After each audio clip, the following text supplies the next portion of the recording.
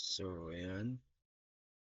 Dito naman tayo ngayon sa meron tayong tinatawag dito sa ano. Connected pa rin siya sa ano, sa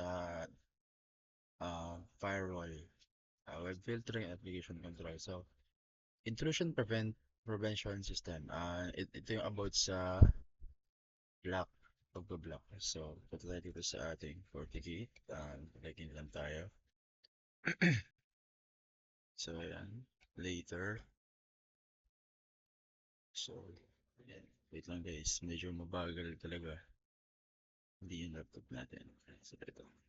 Isa tayo ngayon sa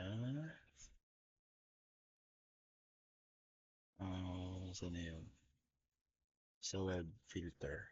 So dito magbo-block tayo ng specific na application or kung ano lang. Kumari ay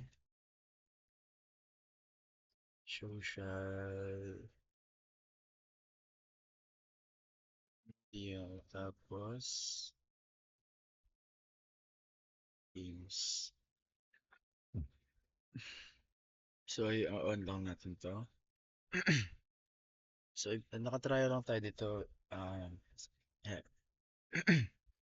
so nakikita natin dito na saan yun? Ito, kumari ito. Specific. Block natin na ganyan. Hindi na siya magagamit ng user. Or mag, ano. Ito naka-allow din siya. I-block din natin.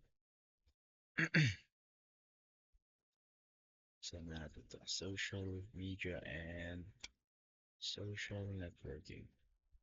So, specific lang yung mag-block mo dito. So, ganun lang siya kadali. Bali, dito lang siya sa security profiles, web filter, then create new.